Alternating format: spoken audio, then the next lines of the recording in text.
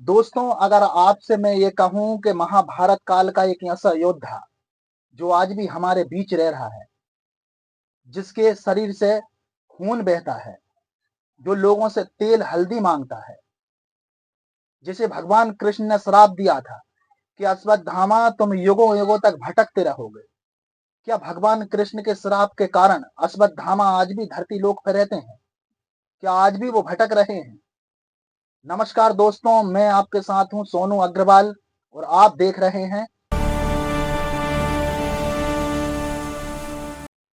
दोस्तों, अश्वत्थामा की कहानी को समझने के लिए हमें कलयुग से द्वापर युग में जाना होगा। वो द्वापर युग जहां पर खून की नदियां बह रही थी।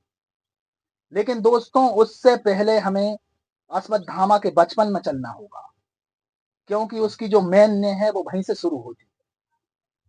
एक बार अश्वत्थामा के दोस्त दूध पी रहे थे। तभी अश्वत्थामा ने सोचा कि मैं भी दूध पीऊंगा। वो अपनी माँ के पास जाता है और अपनी माँ से दूध मांगता है। लेकिन ऐसा भी बताया जाता है कि गुरु द्रोणाचार्य उस समय गरीब थे, तो माँ चावल के पानी को धोकर अपने बेटे को दूध जैसा कलर करके देती है, जिसको अश्वत्थामा बड़े मजे से पीता है। उसको लगता है कि वो दूध पी रहा है।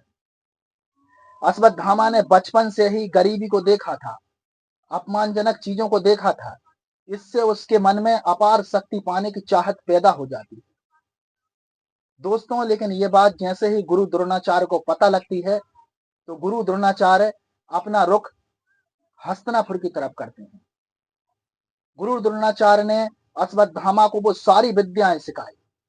अश्वत्थामा के माथे पर एक दिव्य मणि थी, जो कि उसे दुख तकलीफ मुसीबत और भूख प्यास से भी बचाती थी। दोस्तों, अश्वत्थामा एक ऐसा योद्धा था जो दुर्योधन की तरफ से लड़ना चाहता था। वे दुर्योधन का परम मित्र था। लेकिन जैसे ही दोस्तों उधर खबर फैल जाती है कि उनने अश्वत्थामा को मार दिया है, धर्मराज युधिष्ठिर कहते हैं कि हमने अश्वत्थामा को मार दिया है, हमने अश्वत्थामा को मार दिया है। जैसे ही ये खबर फैलती है दोस्तों, तो गुरु द्रोणाचार्य वियोग के कारण टूट जाते हैं। वो अपने हथियार डाल देते हैं और उनका वध हो जाता है। लेकिन उसी समय दोस्तों, जैसे ही जब अश्वत्थामा को ये सारी बातों को पता लगता है, तो अश्वत्थामा बौखला जाता है। उसे बहुत दुख पहुंचता है और बदले की भावना उसके मन में उत्पन्न हो जाती है। इसके बाद दोस्तों, अश्वत्थामा एक बरगद के पेड़ के नीचे बैठा था। उसने देखा कि एक बाज कौए के पिल्ले को खा रहा है। उसके मन में एक शैतानी ताकत जन्म लेती है। उसने सोचा कि सामने से नहीं, लेकिन धोखे से तो मारा जा सकता है। इसके बाद दोस्तों, अश्वत्थामा ने वही किया। वो पांडवों के शिविर में घुसता है और उसे सोते हुए 5 लोग दिखाई देते हैं। दोस्तों, उसने पांचों के सिर को काट दिए, बड़ी बेरहमी से। सोचिए एक बार वो मंजर को, सोते हुए व्यक्तियों के सर काटना। अश्वत्थामा उनके सर एक कपड़े में बांधकर अपने मित्र दुर्योधन के पास लेके आता है और कहता है कि दुर्योधन, मैंने तुम्हारा बदला ले लिया मित्र, तुम क्यों परेशान हो रहे हो? मैंने 5 ही पांडवों के सर को काट कर ले आया। लेकिन जब दुर्योधन ने उन्हें गौर से देखा, पहले तो दुर्योधन खुश भी हुए थे, लेकिन जब दुर्योधन ने उन्हें गौर से देखा, तो दुर्योधन ने कहा, ये मूर्ख, तूने ये क्या कर दिया? तूने अपने ही वंश को मिटा डाला। ये पांडव नहीं, ये तो द्रौपदी के पुत्र हैं। इसके बाद अश्वत्थामा भी बहुत व्याकुल में डूब जाता है, परेशान हो जाता है और वह एक ऋषि के आश्रम तक पहुंच जाता है। लेकिन इधर अर्जुन और भगवान कृष्ण उसको ढूंढ रहे थे। इसके बाद दोस्तों, अश्वत्थामा ने ब्रह्मास्त्र का प्रयोग किया। इधर उसके बचाव के लिए अर्जुन ने भी ब्रह्मास्त्र का प्रयोग किया। लेकिन दोस्तों, अश्वत्थामा को ब्रह्मास्त्र वापस करना नहीं आता था।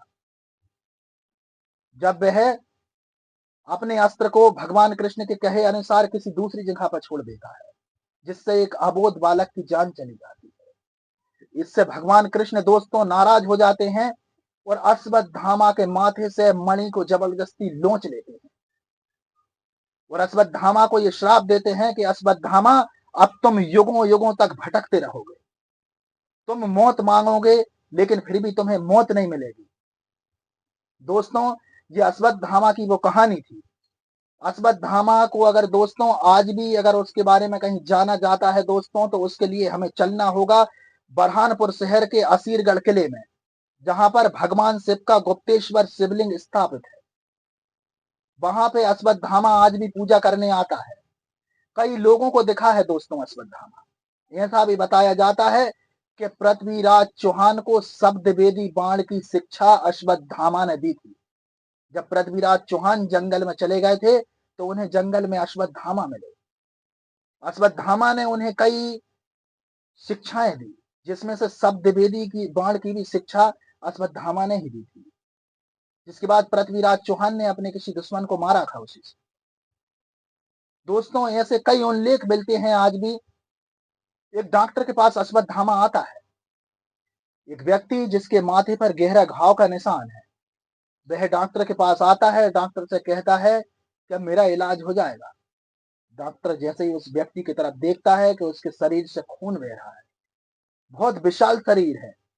जैसे ही डॉक्टर के पास अश्वत्थामा गया था, वो डॉक्टर ने पूछा कि ये घाव कितना पुराना है। तो दोस्तों, उधर से कोई जवाब नहीं आता। जैसे ही डॉक्टर इधर मुड़कर देखता है, गोली दवाई उठाने की कोशिश करता है, तो दोस्तों इतने में जब उधर कुर्सी की तरफ देखा जाता है, तो उधर से वो व्यक्ति गायब था। लोगों ने बताया कि जिस शख्स को देखा गया था, वो अश्वत्थामा ही था। दोस्तों, एक धर्म ग्रंथ की कहानी थी, और इस कहानी को सुनाने का उद्देश्य किसी की भावनाओं को ठेस पहुंचाना नहीं है, बल्कि आपको जागरूक करना है। आप लोग सुरक्षित रहें। जय हिंद, जय भारत।